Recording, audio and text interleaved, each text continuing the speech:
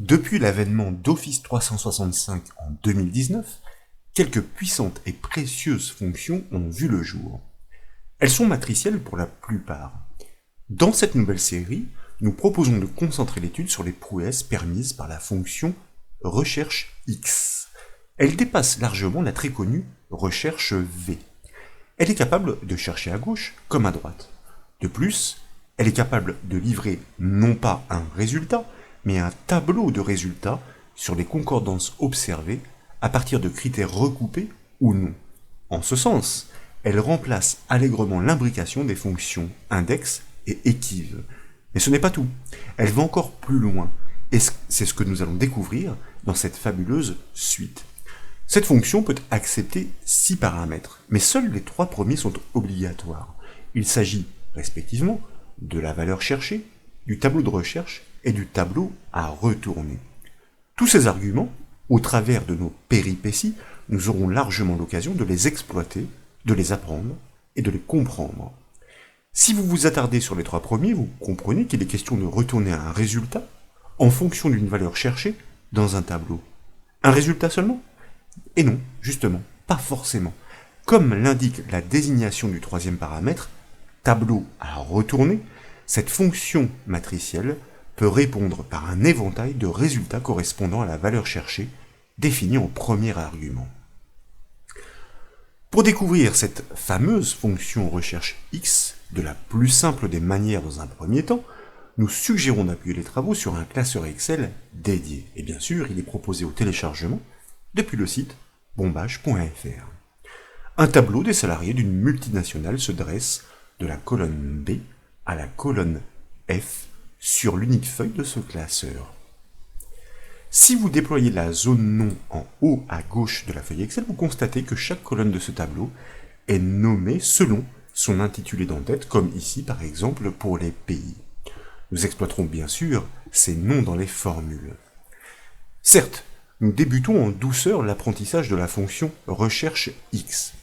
Dans ce premier volet, nous n'allons rien découvrir de phénoménal. L'idée est de s'acclimater dans un premier temps. Mais au fil de nos pérégrinations, nous allons vite comprendre que les possibilités offertes sont quasiment sans limite.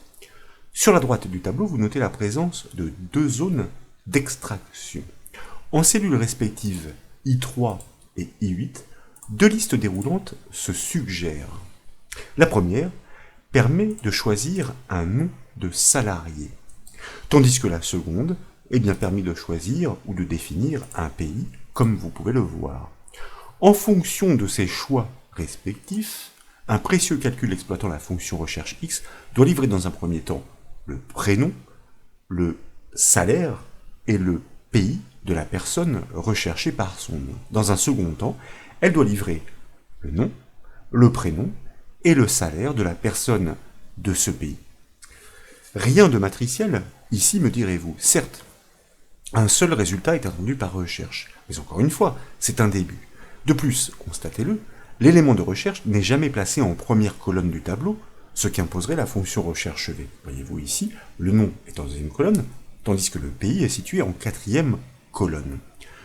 Pour débuter, je vous invite à cliquer sur la cellule du prénom à trouver en fonction du nom, en cliquant sur la cellule I4. Bien sûr, nous tapons le symbole égal pour initier la syntaxe de la formule matricielle. Et là, nous inscrivons le nom de la fonction de recherche multiple, soit recherche X, alors, si possible, sans faute de frappe comme je viens de le faire, suivi d'une parenthèse ouvrante, pour accueillir ces arguments. Nous l'avons dit, les 3 premiers sont obligatoires, tandis que les 3 suivants, voyez-vous, entre crochets, sont facultatifs. Nous pouvons donc désigner tout de suite l'élément cherché en cliquant directement sur sa cellule I3. Puis, nous tapons un point-virgule pour passer dans l'argument du tableau de recherche. Et c'est là que nous allons désigner la colonne des noms par son intitulé, comme nous l'avons constaté dans la zone nom, donc son intitulé nom. Puis nous tapons un point-virgule pour passer dans l'argument du tableau de retour.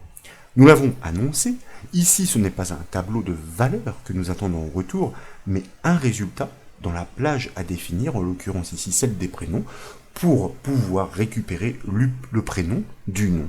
Et cette plage est reconnue par son intitulé, prénom, là aussi nous l'avons découvert. Nous pouvons maintenant fermer la parenthèse de la fonction recherche x et nous pouvons valider la formule par la touche entrée du clavier. Nous obtenons bien le prénom du nom choisi, en l'occurrence pour le nom Tatouille, que nous allons trouver un peu plus bas. Alors, il faut, par ordre alphabétique, faire défiler un petit peu le tableau, et vous constatez effectivement qu'il s'agit du prénom Laura.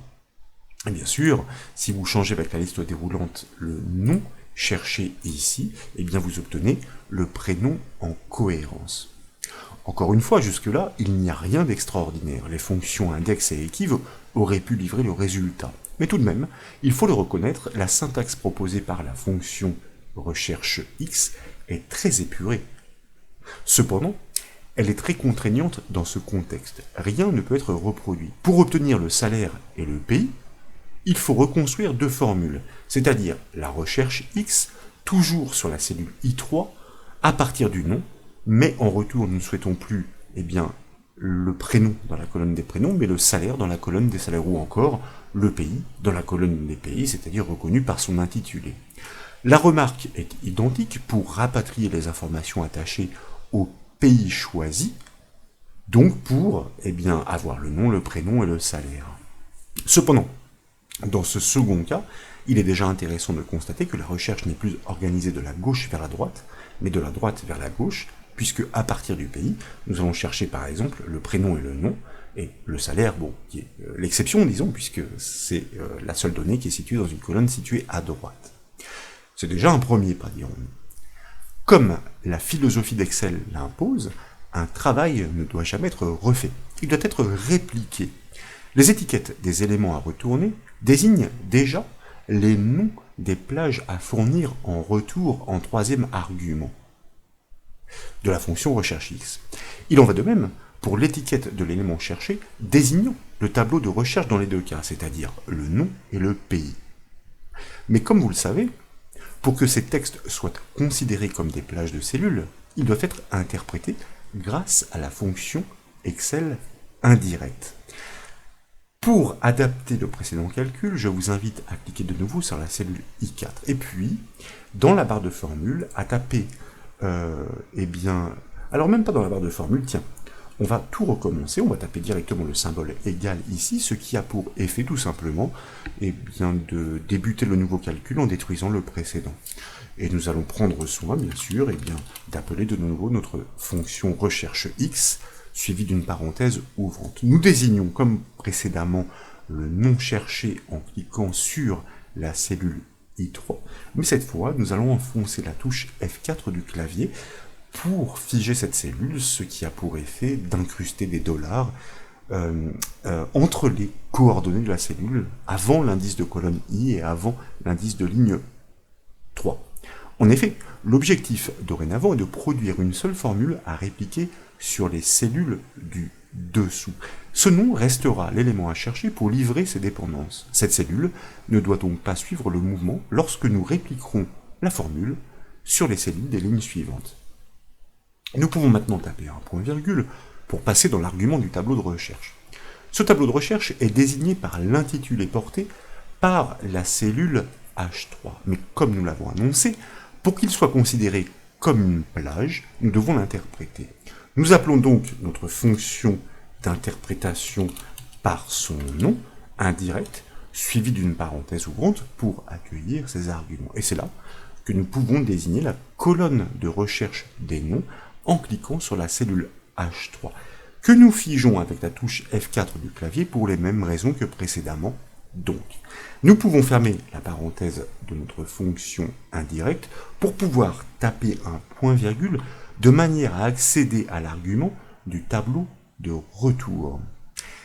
De la même façon, nous devons l'interpréter, donc nous appelons encore une fois notre fonction d'interprétation indirecte, suivie d'une parenthèse ouvrante, pour pouvoir désigner la colonne de l'élément à fournir en retour, en cliquant directement sur la cellule H4, représentant effectivement la rangée des prénoms. Cette fois, il n'est point question de figer cette dernière. En effet, lorsque nous allons répliquer la formule sur les lignes du dessous, nous allons devoir pointer sur les autres colonnes à interpréter par leurs intitulés respectifs pour la colonne des salaires ou encore pour la colonne des pays. Nous pouvons fermer la parenthèse de cette nouvelle fonction indirecte, et dans l'enchaînement, nous pouvons fermer la parenthèse de la fonction recherche x. Il ne nous reste plus qu'à valider judicieusement la formule par le raccourci clavier CTRL-Entrée pour garder active la cellule du résultat. Et comme vous pouvez le voir, c'est bien le prénom correspondant au nom demandé qui est extrait. Mais cette fois, contrairement à précédemment, si vous double-cliquez sur la poignée du résultat, grâce à la fonction Excel indirecte, interprétant les intitulés comme des plages, vous obtenez automatiquement les autres informations attachées à la recherche, comme le salaire et le pays. Pour Quiche-Lorraine, que nous allons nous empresser de retrouver ici. Tiens, d'ailleurs, nous pourrions choisir un autre nom, pourquoi pas, de manière à nous assurer que Vir, Sacha, donc, vous voyez que nous obtenons bien le prénom du nom, qui habiterait en Ukraine et qui aura un salaire de 1900 €, c'est bien le cas. Il aurait été opportun ici, voyez-vous, et je me suis un peu empressé, suite au double-clic de cette formule, de déclencher la balise active pour ne répliquer que les valeurs sans la mise en forme. D'ailleurs, c'est ce que nous pouvons démontrer ici. Pourquoi sans la mise en forme? Eh bien tout simplement pour conserver le format euro qui était déjà enclenché sur la cellule en question. Donc pour adapter cette formule, exploitant la fonction recherche x, nous allons cette fois-ci exercer la recherche non plus sur le nom, mais sur le pays, la cellule I8 que nous cliquons et que nous figeons. Cette recherche, nous devons l'exercer dans le tableau, ou plutôt la colonne, qui est représentée par l'intitulé en cellule H8 que nous interprétons avec la fonction indirecte cellule que nous figeons. Et en retour, nous souhaitons l'information qui est située dans la colonne, dans la rangée représentée par l'intitulé en regard, cellule H9 ici, que nous ne figeons pas pour les mêmes raisons que précédemment, de manière à ce que, au fil de la réplication, nous puissions pointer sur les autres rangées. Nous validons par le raccourci clavier CTRL-Entrée pour garder la cellule du résultat active. Nous double-cliquons sur la poignée de ce résultat. Nous déclenchons la balise active pour ne recopier que les valeurs sans la mise en forme et ainsi récupérer automatiquement notre format euro. Comme vous pouvez le voir ici, Songe, Clément, en Écosse, avec un salaire de 2500 €. Voilà donc pour ce premier pas et cette découverte de la fonction recherche X. Croyez-moi, nous allons aller beaucoup plus loin. J'espère que cette entame vous a plu. Si c'est le cas, comme toujours, je compte sur vous pour mettre un petit j'aime à la vidéo. Et comme vous le savez, vous pouvez retrouver toutes les astuces et formations sur le site bombage.fr. Je vous remercie.